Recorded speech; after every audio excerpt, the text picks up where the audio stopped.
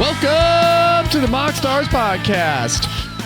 And boy, do we have a show for you today. I am one of your hosts, Evan, or Menace, otherwise known. And I'm here with Flash. What is up, dude? AKA.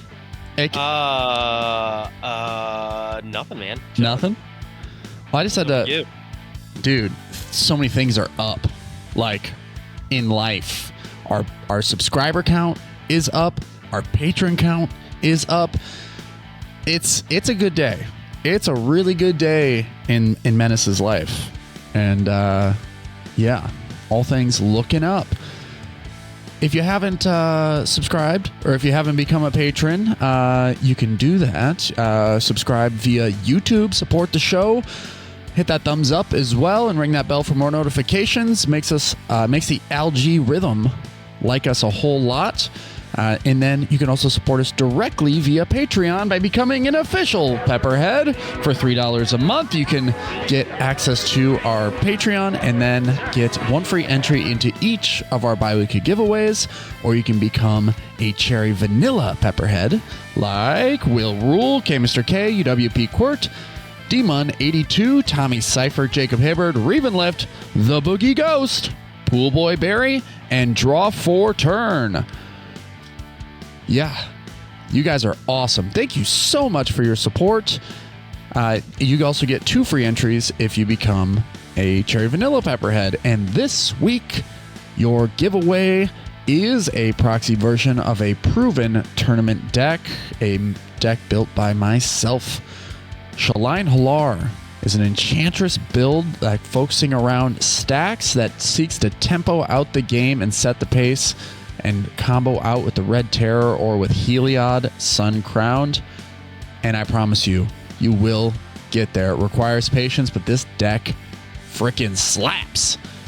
And it rocks. I could go through the lines all day. Whoever ends up winning, I'll just get in your DMs. You know, I'll get in your DMs. I'll be like, has the MoxStars podcast, which this is, have they done an episode on that commander? I feel like, didn't they? Ooh. I mean, we've talked about it in the past. You might be able to find an older version of the deck, but it might be worth revisiting for sure. Yeah, I mean, I feel like in the first year of the podcast, we had to have talked about this extensively. Yes, because I was building it at the time, and we were just like, hey, this is the deck I'm taking to tournament, you know, and I came back afterwards and was like, this is how it performed. This is how everything like sort of played out. And yeah, like, so if you're watching this, maybe it's down in the comments or maybe it's down in the description. Yeah, I'll see if I can. Or maybe not. I'll see if I can find the episode and put it in the description. Yeah. See if you guys can go back and listen to see how much smarter we sound today than we did back then. Because, you know, over time, hopefully we would learn a few things. But the deck has gotten better, for sure. Not me, buddy. I have only gotten dumber with time. I am committed to it. There's like that, I do it at work sometimes, where I feel like the more I do the same job over and over again, I climb to a point, and then I just start going down the slope where I get worse and worse and worse at it until I find like that perfect medium where I'm just hanging in limbo, where I'm not bad enough at my job to receive criticism, but I'm not good enough to excel either. I hate that feeling, but it happens sometimes. I'm glad that you have that mindset and you are bringing that to your stage tonight. Yes, I am. I had a couple job interviews this week, and I intend to bring that to the table. So, listen, if you're hiring and you're looking for someone to just be there, consider Menace. Oh, I excel. And I just need to see the ceiling. I need to see, you know, like where I need to continue growing. That's sort of like where I'm at. So if I've hit the ceiling, that's when I start getting into that rhythm. I just don't like, and that's why like Magic is such a great outlet for me, is because there is no like cap on growth. Like there's always something else to learn. There's always some new avenue to explore. So I guess that's a good reason for us to be podcasters about it, is, you know, it's like the podcast, the ceiling is the moon. Like, we can go to the moon with this thing, and we're just starting to get there. Like, we're at the launch pad right now, and we're at like 7 on the countdown, because like this past week on our Patreon alone, we just eclipsed $50 a month, which is enough to cover our production costs, which is huge for the show. So you know what? We could double that $50 a month if someone signs up for the cherry pepper vanilla head tier. Ooh, that is a good shout. If you want to feel like you're hanging out with Don Cheadle, you can join the, let's see, here we go. On the YouTube channel, if you're watching right now, you can see the cherry pepper vanilla head with Don Cheadle tier. And it is, by joining this tier, you gain the exclusive opportunity to pretend like you're hanging out with LeBron's fake family from Space Jam 2 and alongside Don Cheadle, aka Algae Rhythm. And here's the big kicker. I didn't mention this, but this is a benefit to that tier. If the one of one person signs up for this, I will have a Naya Guy Gon Do hat made and sent to you for each month that you contribute to that tier. So, and if you contribute to that tier for 1 full year, the 12th hat you receive will be a bucket hat. That is absolutely true. That is exactly what happens when you sign up for that tier. So think about that. If you merely contribute $600 to our Patreon across the course of 1 year, you will have 11 hats plus 1 bucket hat. 11 trucker hats. That to me sounds like a fantastic deal. That doesn't sound too bad. Actually, I've paid more for hats. Yeah. Yeah. So, hey, out there, if you're looking for a ripping good deal, try the cherry pepper vanilla head with Don Cheadle tier. Yeah, can I just make one thing very clear? Yeah. Those 11 hats, they might all be the same hat. We're not going to design new hats every month. Like, get real. When I'm talking to the producer, I'll see if they can use like a different color from time to time, but I can't guarantee anything. I also can't say that Don Cheadle has agreed to any of this either, because he has not. Oh, Don Cheadle has definitely not agreed to any of this. No, we're still working that out. Our agent is talking to his agent. Our people are talking to his people. We're going to figure it out, though. And when we get there, it's going to have a little like embroidered Don Cheadle signature on the hat. So he hasn't agreed to that either, but we'll figure that out. All right. This is the MoxStars podcast. Thank you so much for being here. If you haven't left already, we're about to get into some really great discussion today. If you didn't know, on August 26, 2024, the banned and restricted announcement came out, and boy, did it cause some waves. It created a stir amongst the community because it announced the one thing we kind of all knew was coming. Like, one, in Pioneer, Amalia Benavides Gagliere got banned in Pioneer. And I told you so. I just wanted to acknowledge that, just to say I told you, because we talked about it a few months ago. Like, I just started playing Pioneer, and I was like, like, there is no banned the banned and restricted announcements didn't announce anything at that time, but I said, things to watch out for are this Amalia Wild Growth Walker combo, and I was right.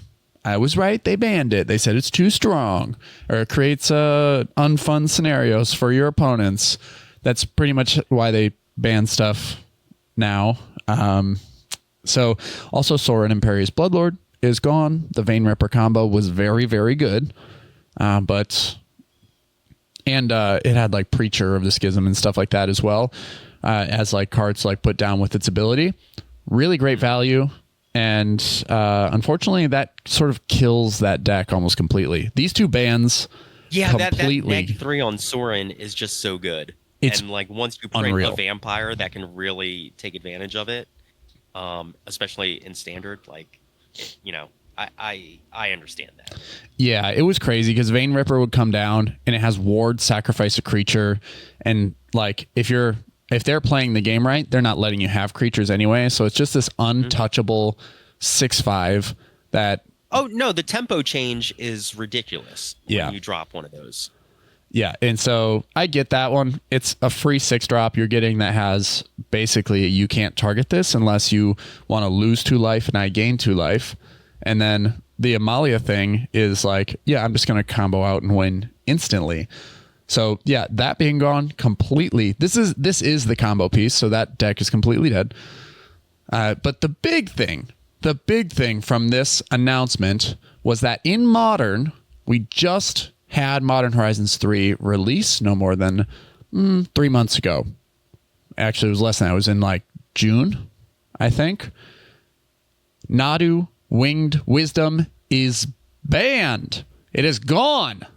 Also, Grief is banned. The one of those entities, those elemental entities that truly embodied its name, is gone. Goodbye, Grief. But Nadu, this is the focal point of our discussion today. Nadu is a problem. And the thing is I'll read a little excerpt from it. It's, let's see. Where do I want to pick from? They say that the One Ring has been something that's been on their like board for a while that they've been looking at, but there's one card that sort of like stood out amongst everything as something that was appearing in all decks. And let's see. They said on a more positive note, after talking down the One Ring and Nadu and Grief as big players in the meta at the moment. Despite Nadu overshadowing much of the potential of what players can explore with the addition of Modern Horizons 3, we've seen very few non-Nadu card strategies find success. Energy and Eldrazi were the themes that they took intentional shots at propping up. Necro Dominance is a namesake card for a new mono-black strategy, and Psychic Frog has transformed Murktide Izzet decks into Dimir versions. So they're hoping that this ban in Modern will allow like other Modern Horizons 3 cards to basically contribute to the format.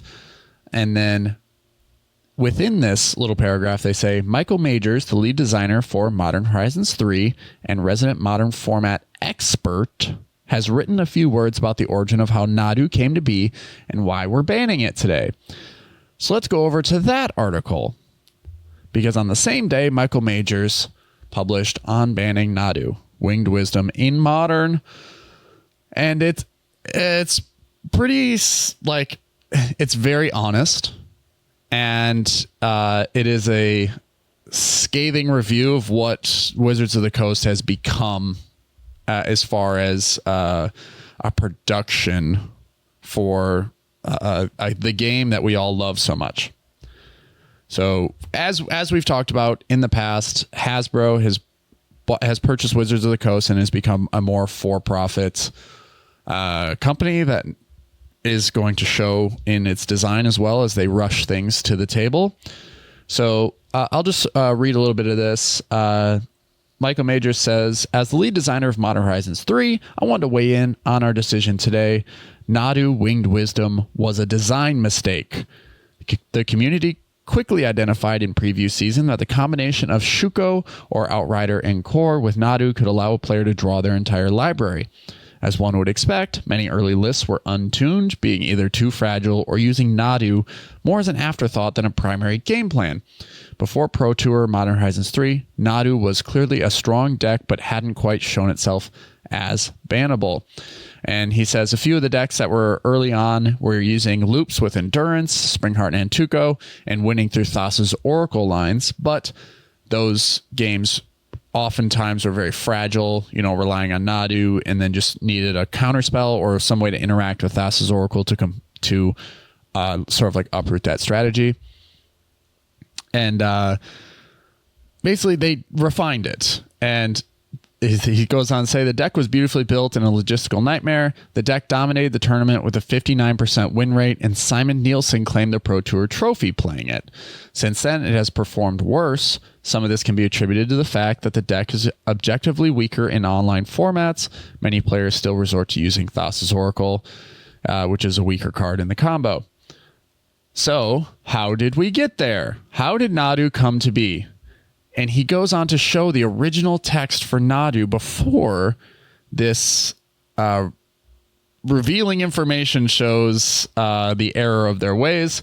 Nadu Winged Wisdom was 1 green and a blue 3/4 flyer that said you may cast permanent spells as though they had flash.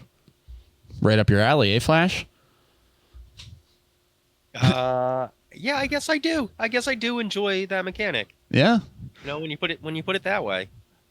And then Nadu also said, this is before the change, before what we currently have now. Whenever a permanent you control becomes the target of a spell or ability an opponent controls, reveal the top card of your library.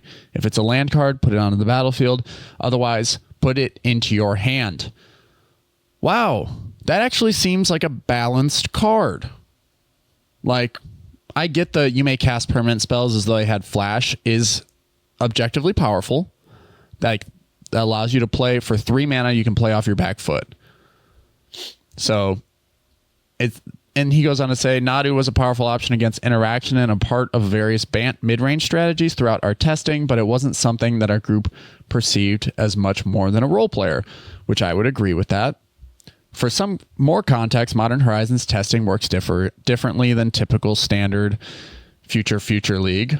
For both Modern Horizons 2 and 3, we brought in a small group of contractors and worked on the set in a dedicated sprint as a collaboration between that group and a small number of play designers.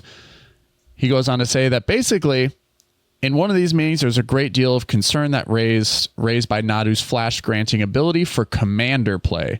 After removing the ability, it was clear that the card would have an audience it wouldn't have an audience or a home in Commander, something that is important for every card they make. Unfortunately, the intention was to create a build aimed at commander play, which resulted in the final text. He says and admits, I missed the interaction with 0 mana abilities that are so problematic. The last round of folks who were shown the card in the building missed it too. We didn't play test with Nadu's final iteration as we were too far along in the process, and it shipped as is. That is the most damning text that I could read of this whole article. This made me like run my fingers through my hair and just go, what? You just missed all of that? You just, without letting anybody else read it. Nobody else read the card. No one in testing, anybody. And they just shipped it. So, like, was this the day before that it was set to ship? Was this like, I can't imagine that, like, the lead designer just said, and I think it's good there. Shipped. Like, didn't consult with anybody on the team, anything like that. And so even today, but before we got on recording, like, Flash, you had said, man, that is busted. Because you had thought that Nadu's ability didn't grant inability. It just said whenever a creature, you control is targeted, it grants the ability creatures you control have whenever this creature becomes the target of a spell or ability, reveal the top card, blah, blah, blah, lands, otherwise put in your hand, triggers, and then triggers only twice each turn. Now, if it didn't have, like, if the text was not granting the ability, this would be a little bit more, I guess, balanced, because even if you flickered Nadu, the creature will still had been targeted twice, and like it wouldn't reset. But if you flicker Nadu, or if you flicker the creature, it completely resets. So it's troublesome at the very least. And if you want to read more on this article, I'll put the link in the description below. But it is, it is a hard read to know that the lead design team has the power to make changes and then just launch without any sort of approval. It's like this one's tough because right when it came out, it was proven to be a problem. People immediately found the interactions that caused like the breaking of Nadu, and instead of banning like Shuko or Lightning Greaves or whatever, they just straight up said, Nadu's a problem. Nadu was a mistake. We are going to acknowledge that mistake, and it is gone. So I guess moving forward, the thing that in the point of where I want to go with this is Modern Horizons 3 is a modern design set. Now we know that the careful construction and design of all cards isn't just being, it doesn't have just that set it's designed for in mind. It's also basically just being designed for Commander. So it's a tough pill to swallow because if you are a modern player and you are playing with these cards and you read this article, it basically says, oh, we're just the side, we're the sideshow to Commander. This set that is named, and designed, supposed to be designed for Modern, is actually just a Commander supplementary set that is more expensive. We have to spend more money to get it, and it might be imbalanced or broken because they wanted to appeal to the largest audience. So that's it. That for me was, I want there to be competitive formats that aren't really influenced by Commander, but it really sucks to hear that they're just designing everything with Commander in mind and not really for Modern or for Pioneer or for Standard even. So it makes sense why Standard was dying a little while ago. All the cards were not really, they didn't seem to hit. They didn't seem to mesh well, or some things would break away and be far too powerful, like Shieldred. So it makes sense that Commander is the problem. But moving on. Now that the spotlight has thoroughly been cast on Nadu today, we're going to do a small cEDH breakdown of Nadu, seeing as your time with the deck may run short. If you go to EDH Top 16, which is where we do a lot of our statistical analysis for these decks, Nadu, and this is your weekly Nadu update, is at number 7. And last week it was at number 9. So in a week it has jumped 2 spots, and it has a 30.72% conversion rate. It is number 7 on the list amongst decks that have been out and have been testing the meta for a much longer, for potentially a year or more.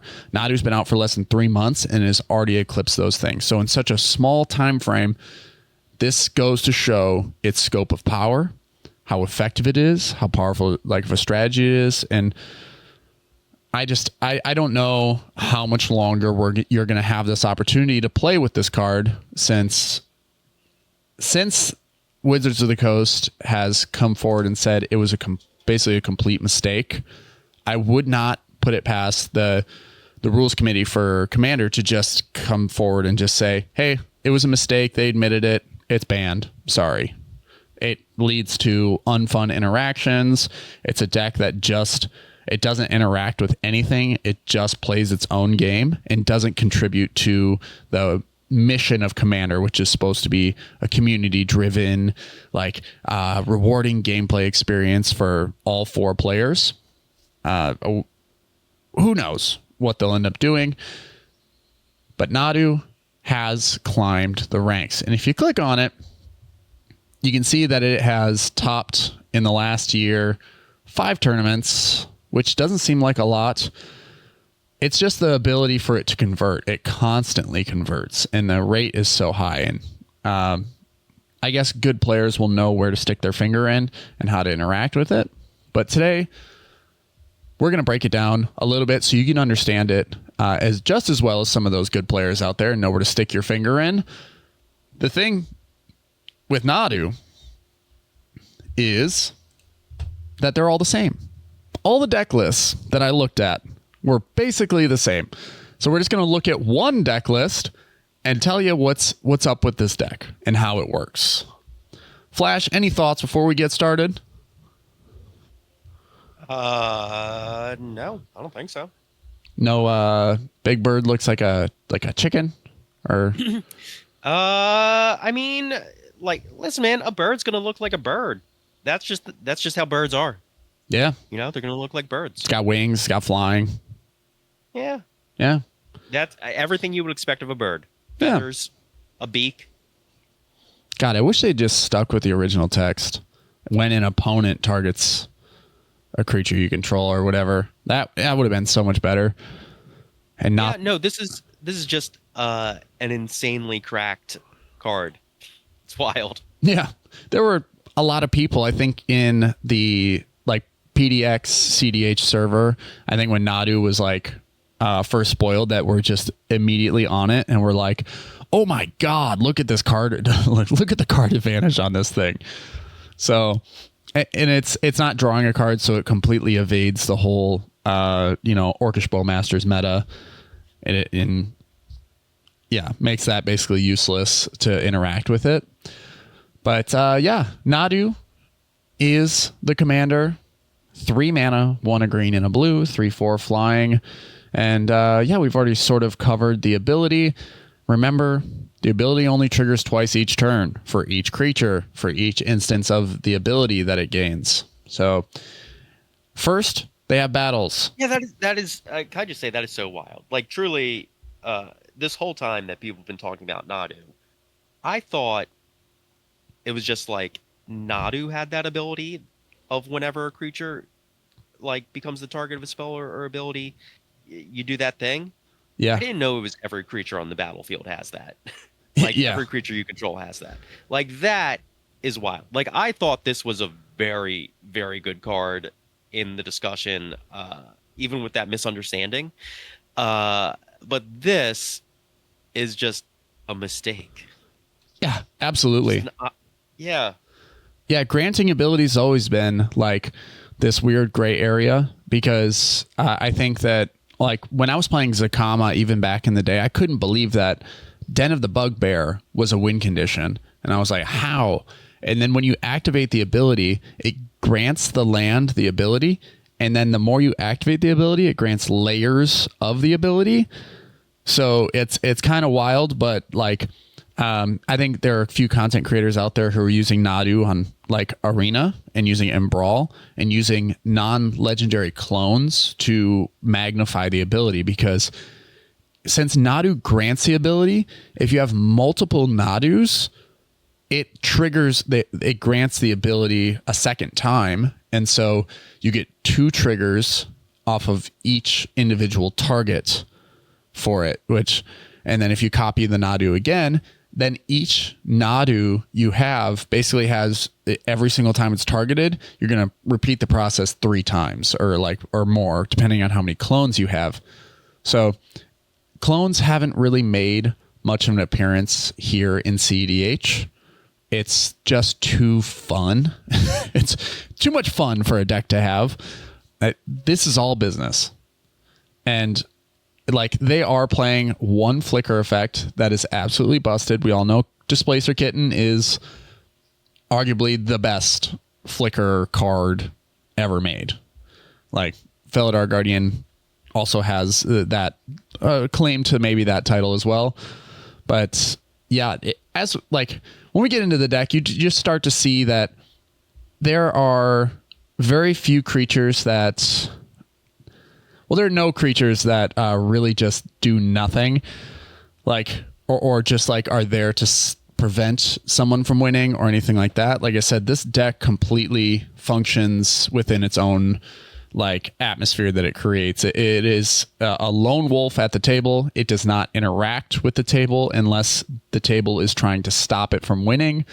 And that ultimately... I mean, it does interact on the stack. Like, it can protect its win con really well because it has blue. Mm-hmm. But otherwise, like, it is just like full tunnel vision. Hey, we're going to draw everything. Yeah, it doesn't care what else is at the table. Like, that's, I guess what I'm saying. I guess what I was saying is like, it doesn't... There's 0 stacks intent present in this deck. Like, it doesn't care about policing anything. Right. Yeah, it's like... It's running Invasion of Ikoria just to go get a Springheart and Antuco, or to go get Scoot Swarm or something like that to keep it going. It can even grab Unctus if you're looking for something to generate targets. And then for Planeswalkers, it's running Tezzeret the Seeker, which we've seen in Kinnan. You know, this is probably like one of the best cards in any Simic engine to get what you're looking for going. And that -X ability, search your library for an artifact card with mana value X or less and put it onto the battlefield, is what you're activating at all times. Because if we go down to artifacts, this is where we talked about Shuko being one of the more busted cards in Nadu. It's a 1 mana equipment that says equipped creature gets +1/+0. And the important part is equip for 0 is an activated ability that targets a creature you control. So equipment's fair game here. That's why we have Lightning Greaves. That's why we have Umbral Mantle. So ultimately, Tezzeret is looking for one of those equipments to come down and then get the wheels turning. Once Nadu's... Yeah, oh, go ahead. On the same, it also looks like Trinket Mage is in there just for Shuko. That's how important Shuko is. Yes. To this deck. Like in theory, you could grab a Mana Rock with your Trinket Mage, but the actual piece you're looking for is just Shuko. Absolutely. Yep. And like, there is one card. I guess there is one card that benefits from your opponents playing the game, and is your selected card from your favorite card, I dare say, from Bloomburrow, and that's Polywog Prodigy. The one, yeah, you called it out, and it's good here. It's really good, and I think it's only going to get better because now it's over $20. Like, yeah, I think right now it is the number 3 most played card from Bloomburrow in cEDH. Yeah. It's a 1/3 that has evolved. So there are so many things just even in this deck that trigger that, where, like, let's see, if you cast an Elvish Spirit Guide for some dumb reason, it evolves. If you cast Endurance, it evolves. Unctus, it evolves. Even Trinket Mage, it evolves. So, like, there are a lot of cards in here that are going to help it get that additional counter to continue helping you draw cards. Nadu, I mean, as well. Yeah, your Nadu automatically does it. Mm-hmm.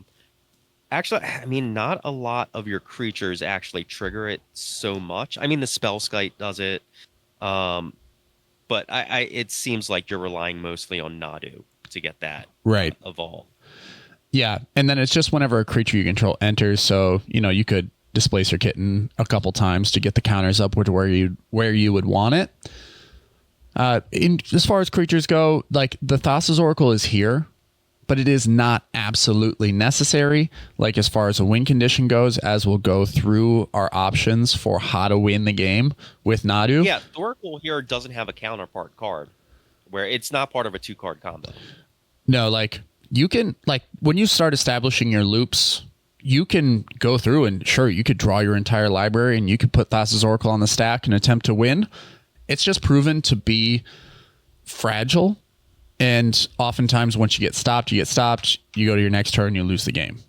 Or, someone will force you to draw a card and you lose the game. Like that is also why I put Dawn's Truth from Bloomburrow higher up in Naya decks. I love making little goofy misspoken errors on air. But Naya decks, I put Dawn's Truth really high because it forces instant speed card draw. And that disrupts a lot of Thassa's Oracle wins. So Dosin the Falling Leaf, also here, just to stop people from interacting.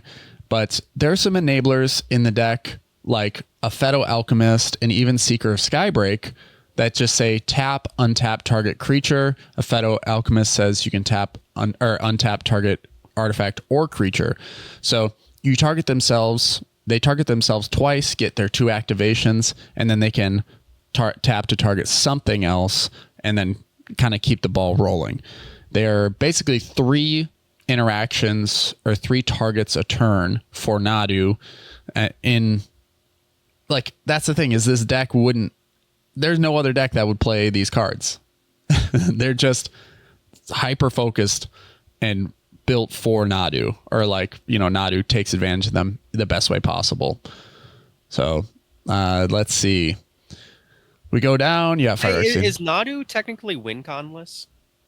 Like, are you kind of just trying to activate, that Spring Heart Nantuko, the Scoot Swarm, Finale of Devastation, like one of those you're winning through combat ultimately? No, so when we get down to like lands and stuff, you'll see that one of the win conditions is drawing your opponents out. So what you'll do is you'll put infinite activations of, like target player draws a card on the stack, and then they draw their entire library and they die. So, yeah, there's a few loops with that.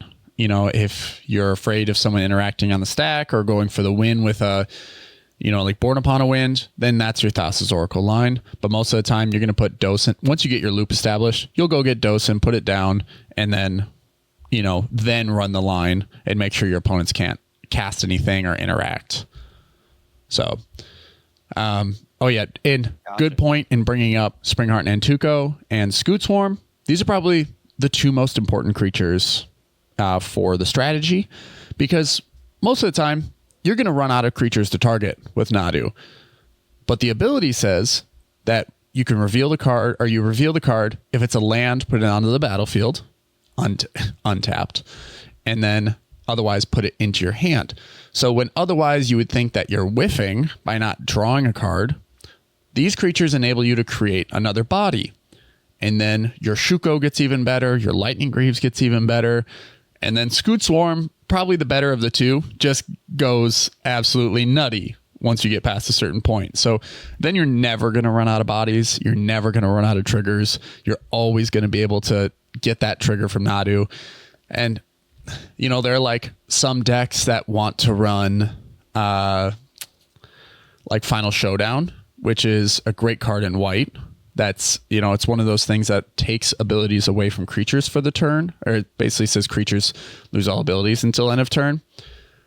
Like they've used, like that's a good way to stop Nadu for a turn, but it doesn't totally stop it entirely. Once you start getting, like instant speed interaction, stuff like that, Nadu can still get, with a Phaedo Alchemist and stuff like that, still get plenty of triggers from Scoot Swarm, and likely could probably win on the stack.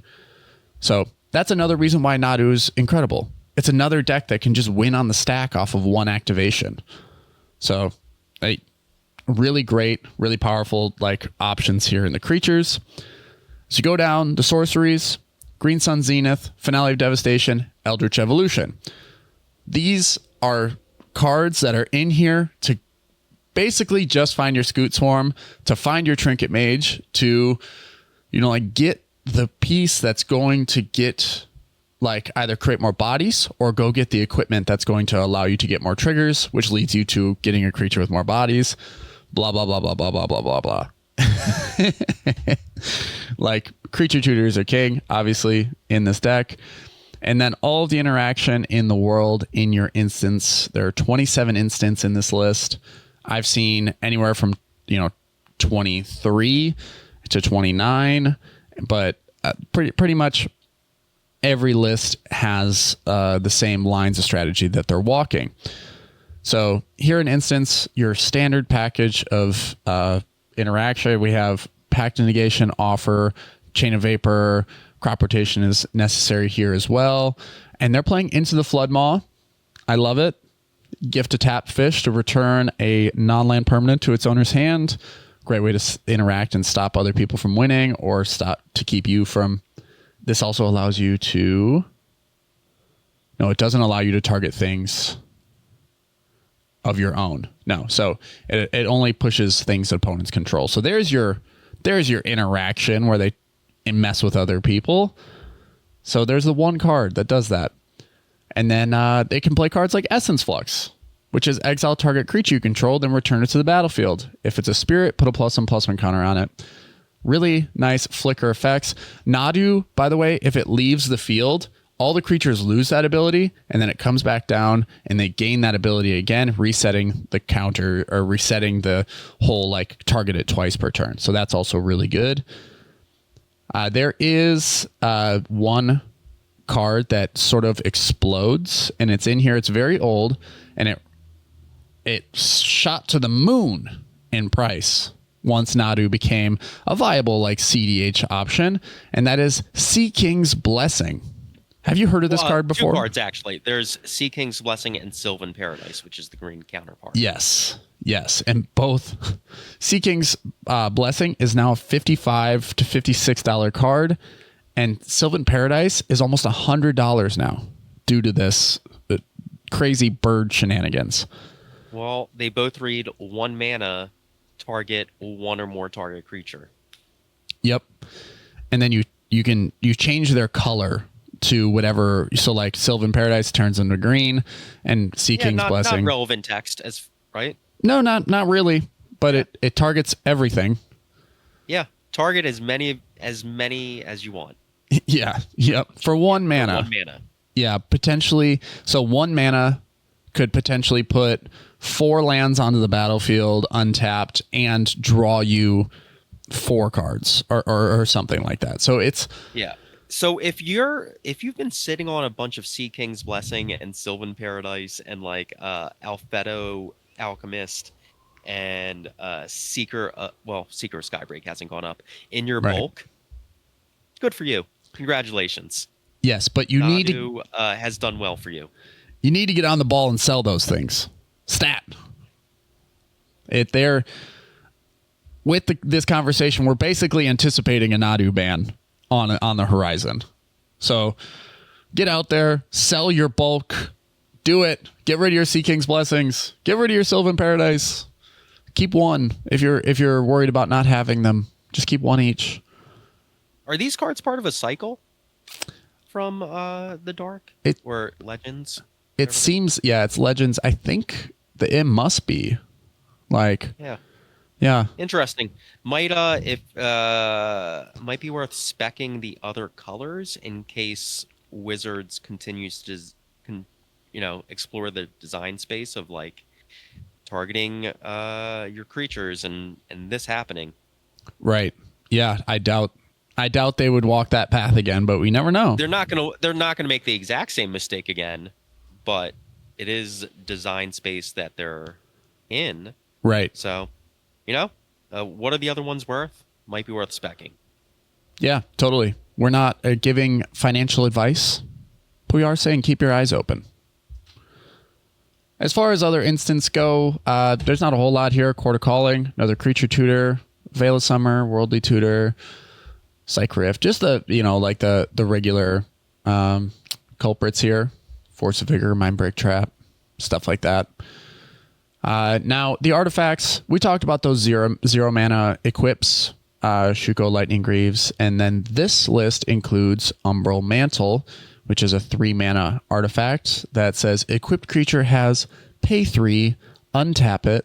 This creature gets +2/+2 until end of turn and equip for 0. So just basically the big thing is just bouncing the equipments all over the place, getting those triggers. The 1 ring is here, and then you just have standard ramp like Soul Ring, Jeweled Lotus, Lotus Petal, Mana Vault, Mox Diamond, Mana Crypt. Yeah, the good stuff. And enchantments, you know it. Mystic Remora, Rhystic Study. That's all you need. And then when we get down to the lands, this person really likes these Secret Lair. Who is this by again? Jackson Epstein. This weird Secret Lair that has all the crazy artworks and names, and it was just released. Anyway, they have all the artworks from it, and then the combos here in. Let's see if they're even. I don't want to look like an idiot. Maybe they're not even running it. Yeah, when you said that, I was looking down. I was like, well, can you loop Cephalid Coliseum? That's exactly it, and it is here. Okay. Yeah. So Cephalid Coliseum is here, and that is your combo. So, I love Field of the Dead. I didn't even realize that was going to be in here, but yes, this is a Field of the Dead deck. The Evil Dead treatment. Yeah. Yeah. That was a good Secret Lair. That one was really good. That card is what, $70 right now for the non-foil. Right. That version of Field of the Dead. If you bought that, hey, good luck. Congratulations. More not financial advice. It seems like if you the secret layers worth buying that go up in value are the ones connected to popular IP. Right. Who would have thought? Yeah. Oh, man. It's like the Monty Python stuff might be expensive too. Oh, I mean, that's going to be through the roof, especially for how fast it sold out. Right. Like just looking at like longer term, like the Princess Bride stuff by comparison, that Monty Python stuff is going to be so expensive. Right. By singles. And the secret layer I was just talking about with like the weird artworks and stuff, I don't think they look that bad, and they're crazy cheap right now. Like the forest is $5, the island is $5. I like that island actually. Me too. I didn't think I would like this style, but it doesn't look awful. So, yeah. Hey, how does that combo work? How do you loop Cephalid Coliseum in this deck? Hey, way to stay on track. So, hey, where this is the MoxStars podcast. You're the best at that. We mentioned that recently. We got the feedback. We need to mention the show more. This is the MoxStars podcast. Hello. If you didn't know who we are, it's on screen. Yeah, we're the number one podcast on the internet for Magic the Gathering and Dr. Pepper. Yes, and we're barking up the tree to get Raising Cane's to acknowledge us in some way as well, because and we're the number one podcast on the internet for eventually explaining how to loop Cephalid Coliseum in Nadu. Eventually. You can also hang out with LeBron's fake family. I have a sticky note just here on my desk that says LeBron's fake family. That's all it says. Oh, that's good. That's good. If you die unexpectedly, I cannot wait for the police detectives. The investigation. Yeah. Oh, man. Great cause a stir. This guy went off the rails. He was imagining something with LeBron James. Yep. They'll listen to these episodes, I'm sure, in the investigation. Or I'll have to destroy all my MoxStars merch prior to that just to make the chase a little bit harder. But yeah. Also, congratulations to the guy at the NSA listening to 100 hours of Magic the Gathering podcasts after some tragedy befalls you. Oh, do you know what I didn't do?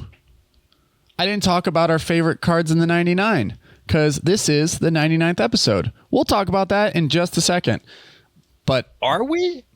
What? I don't know. Talk about that. We're almost an hour in. We'll get there. There's a lot of episode to be had. If you didn't know, this is the 99th episode of the number one podcast on the internet for Magic the Gathering and Dr. Pepper. Now, and we will eventually explain Cephalid Coliseum loops. And now to the Cephalid Coliseum loops. All right. So Cephalid Coliseum is a land, not legendary. It says you can tap it, add a blue mana, it deals 1 damage to you, and then it has threshold. You can pay a blue, tap it, sacrifice Cephalid Coliseum. Target player draws 3 cards, then discards 3 cards. Activate only if 7 or more cards are in your graveyard.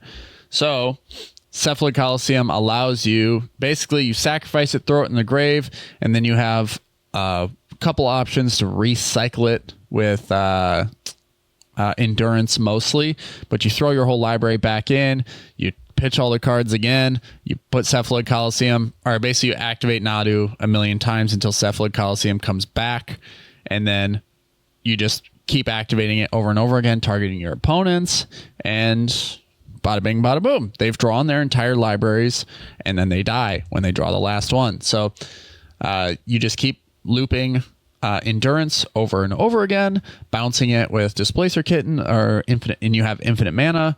So you cast you cast everything infinite number of times, and then activate Cephalid Coliseum infinite number of times, causing your opponents to lose the game. I hope that explained the loop well enough. I mean, sure. Are you satisfied with that explanation? Does that make sense? I wish we had taken a longer time to get there. It seems like it wasn't rewarding. Asked a couple more times along the way. Yeah, it wasn't as rewarding as I was hoping it would be. Like some people just were expecting this big explanation, very grandiose and stuff like that. Now we're just sitting here well, it's explained. This is the MoxStars podcast, the number one podcast. One thing I did want to mention, though, was that Okina Temple of the Grandfathers, you can pay 1 green and tap it, and target legendary creature gets +1/+1 until end of turn. Sometimes you just need that 1 mana target activation to get Nadu rolling. It's all you need. It's all you need in your life. All right. If we missed anything on Nadu Winged Wisdom, and you're listening to this before Nadu Winged Wisdom gets banned in Commander, let us know what we missed in the comments on the YouTube channel. And if you didn't know where to find that, you can find us at the MoxStars podcast, the number one podcast on the internet for Magic the Gathering and Dr. Pepper. You know what? I have one question for you. Have you played against Nadu? You know what? I haven't yet. So this is like a lot of my like distaste for it comes from the community, like people who've played against from it. The discourse surrounding Nadu. Yes. Just gotcha. Yeah. I don't want to like develop too much of a prejudice against it, you know, without experiencing it first. But I've seen enough deck lists in my life to kind of like recognize patterns of trouble, and Nadu just can't stay out of trouble, man. There's just too much going on here. It's an incredible ability to give this 3 mana. I think if you put it at 5 mana, it gets a little bit harder. Like, you know, it makes it from being like a turn 1 commander and turns it into a turn 2 or 3 commander. And that's a huge difference. So like, that's the big thing for me is like right now it is a turn 1 commander, like you would hope most of the time. And that also could potentially be paired with a Shuko on turn 1. You know, if you're looking at a really great hand, land Jeweled Lotus, and then, I don't know, a rock, some sort, like Nadu turns into this like crazy turn 1, get 2 additional lands, like type thing. So I am like, I'm just like on the train where it's like, hey, could you read the card before you release it next time? Like that's all I ask from the production team, from the design element and the aspect of that. Please read the card before you send it out. I mean, I get it. It happens. Like Nadu happens, Oko happens. Like it's the original version of Companion happens, right? Yeah. I don't know. It's kind of like the community playing the game is so robust that it kind of like just outpaces the ability of design to like, you know, push the boundaries of the game and still print powerful cards and still do interesting things. Like, you know, they could avoid Nadu, they could avoid Oko, they could avoid Grief, they could avoid other mistakes by just like printing crappy sets, by like, you know, by making sets that aren't exciting, that don't have pushed cards, that don't like are just pretty regular. But like if you're going for it and trying to keep the game exciting and cutting edge, like I think this stuff just kind of has to happen, and the best you can do is just be more responsive about like you know, paying attention to the banned and restricted like cycle. Like what is the best way to do that?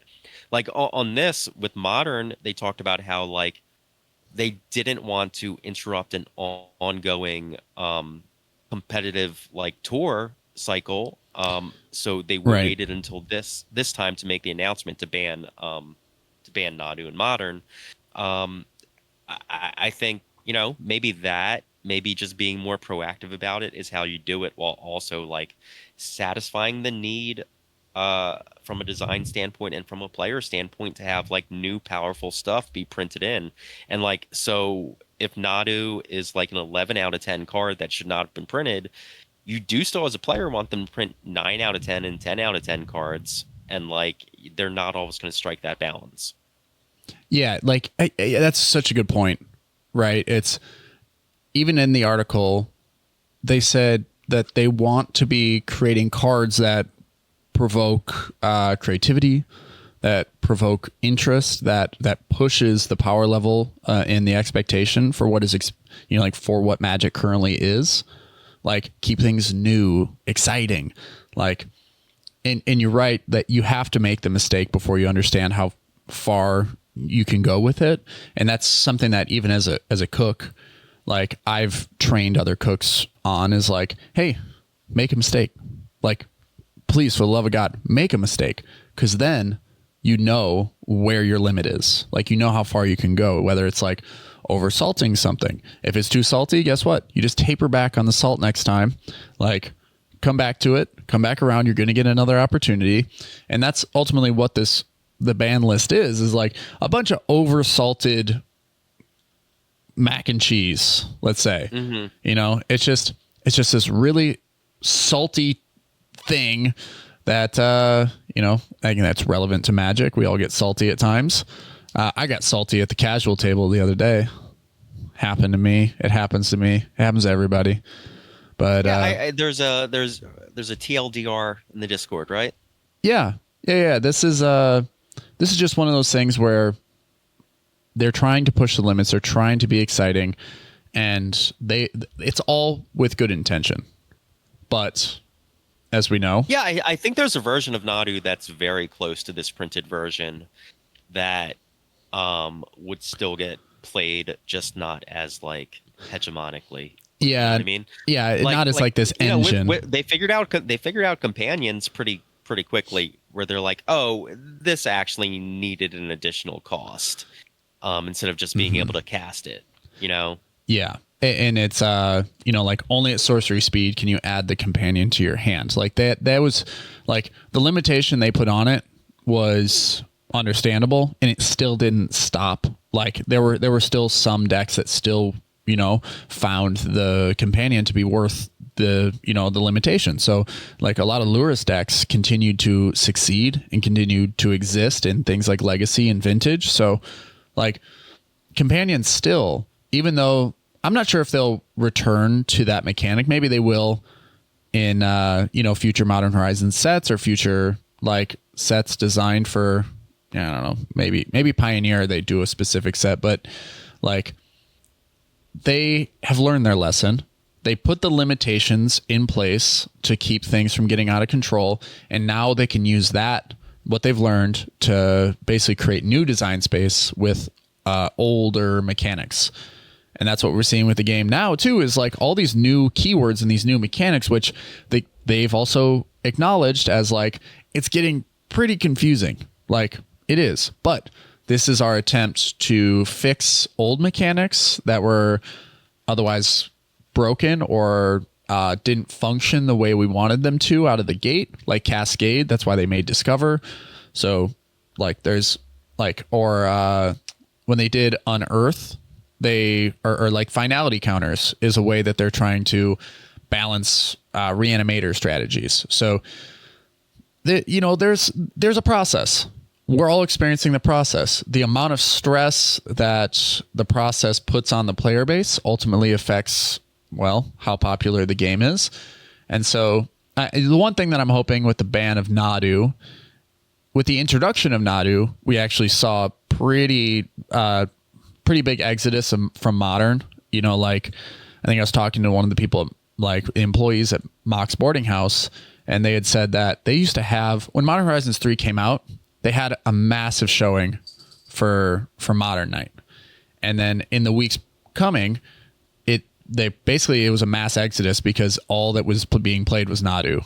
So like the store credit was just basically being handed to whoever had the best day with Nadu, and like, or had the best luck. So there wasn't any room for creativity. There wasn't any room for other decks to compete, ultimately resulting in the ban.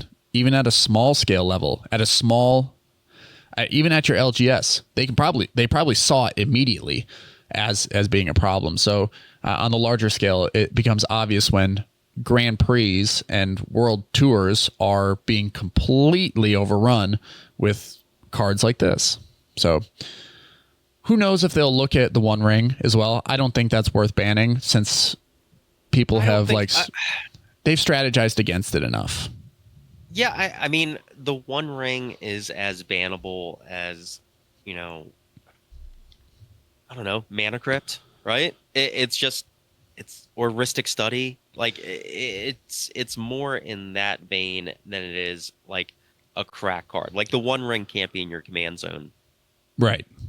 And people are finding ways around it. Like, they're using, like, Haywire Might is now a playable card in Modern. Yeah, I mean, there's plenty of exile effects that you can target artifacts with. Like, it's a really good, it's a 9 out of 10 card or a 10 out of 10 card. Orcish Bowmaster's 9 out of 10 card or a 10 out of 10 card. Yeah. Like, perfect power level. Yep. And also, I think Mark Rosewater also said recently, he addressed the Universes Beyond stuff and, specifically mentioned the One Ring, that it's possible for them to do it, to reprint it. Totally. Yeah, it's one of those things where Nadu just happened to be a 12. It just happened to be way higher than what they were expecting it to be. And and again, that it's in the command zone is the other thing. Like, that it's automatically right there. Which is why the big thing in cEDH. In Modern, that you can play 4 of it and you can just,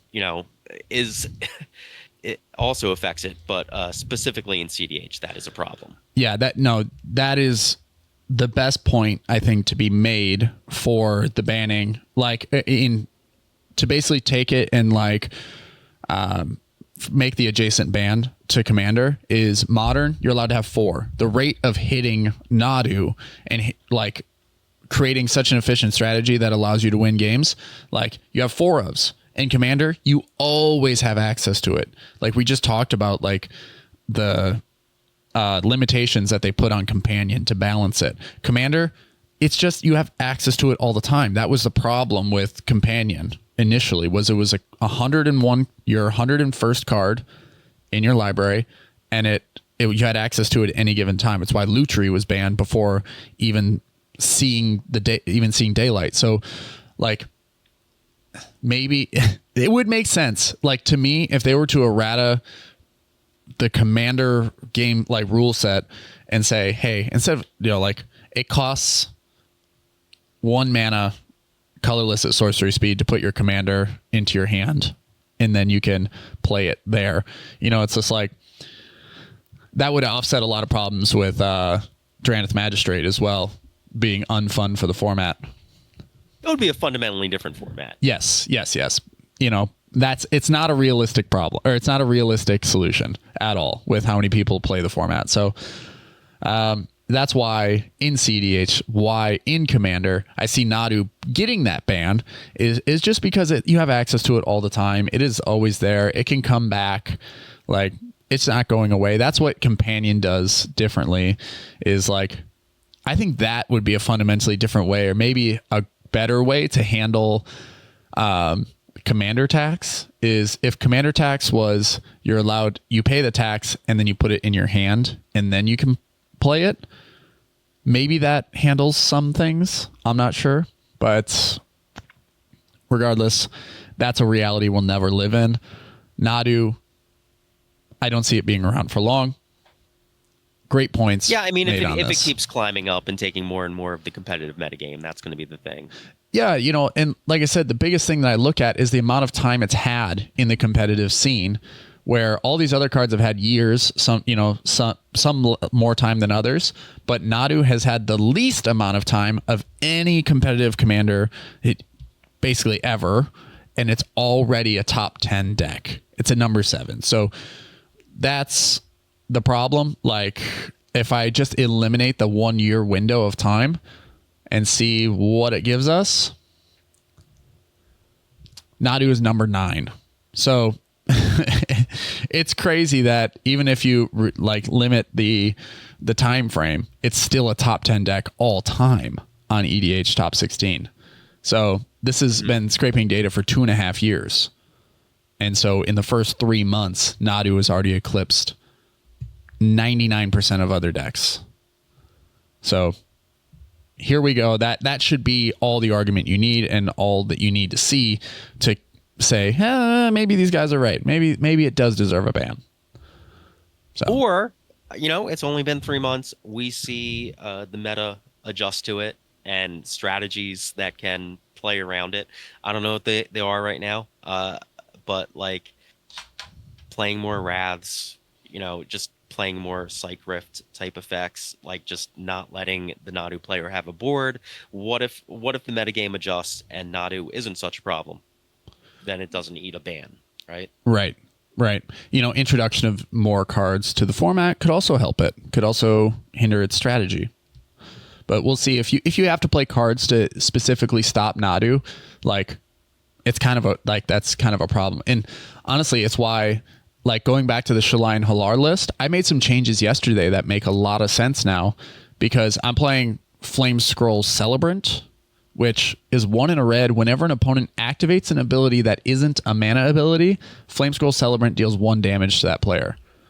Like, this is a great way to keep like decks in check for I mean, there's tech out there, probably, right? Yeah. And then if Sylvan Paradise and Sea King's Blessing can get a revival from Nadu being printed, so can the hate pieces, right? Right. Yeah, and the best thing about it is there isn't any removal in Nadu that isn't bouncing. So when Flame Scroll Celebrant gets bounced back to your hand, it has Revel in Silence on the back. That is it is 2 white mana for a silence. So it's like it has purpose, and it's why I included it in the deck. But that being said, with the deck being on screen right now, we have our giveaway to do before we get out of here.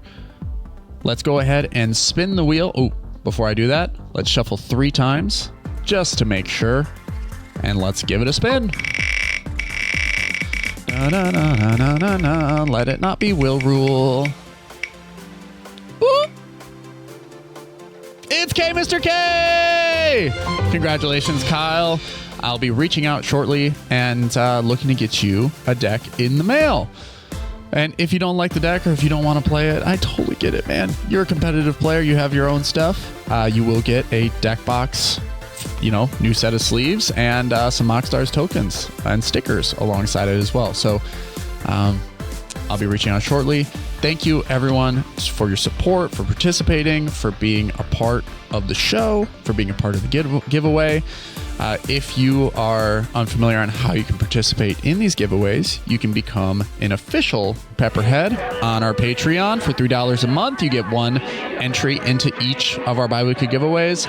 And then if you become a Cherry Vanilla Pepperhead, like K Mr. K, Will Rule, UWP Court, Demon82, Tommy Cypher, Jacob Hibbard, Reven Lift, The Boogie Ghost, Pool Boy Barry, and Draw for Turn, you can get 2 entries into each of our giveaways. And then if you want to become a vanilla pepper vanilla head, that one with Don Cheadle, you can get a Nayagai Gondu hat alongside 11 of the same Nayagai Gondu hats, and then a bucket hat. How about this? I'll put a you can subscribe to this tier for a full year for $500 instead, and I'll just get all the hats made at once, and I'll just send them all. Boom. I think you should do that you can pay the $500 for the year, but you only get 1 hat a month still. Instant gratification. For us. Yes. For you, the person paying us, 1 hat a month. It's that slow burn. It's what everyone looks for. You want that slow satisfaction, and then when you finally get to the end of the road, like, you see the full scope of everything that has happened, Like, yeah. And then a year from now, when you get that bucket hat, it'll all have been worth it. Indeed, it will be. Let us know what you think about the new appearance of the show on the YouTube. It kind of looks like Weenie Hut Jr. in here, but, I'm looking for some feedback. Let's hear what you got. This has been another episode of the MoxStars podcast. You can also support us on all major podcasting platforms and find our Discord server in the description below. Join the discussion on Nadu, see if it's ban worthy, and make fun of me for my slip of the tongue earlier in this episode. Flash, any final thoughts on the discussion today? No. I mean, I feel like we talked pretty extensively about Nadu. Yeah, bird bad. Bird go bye-bye. Bird bad. Bad bird. Bad bird. LeBron's fake family somewhere out there. All right, let's get out of here. Bye. Peace.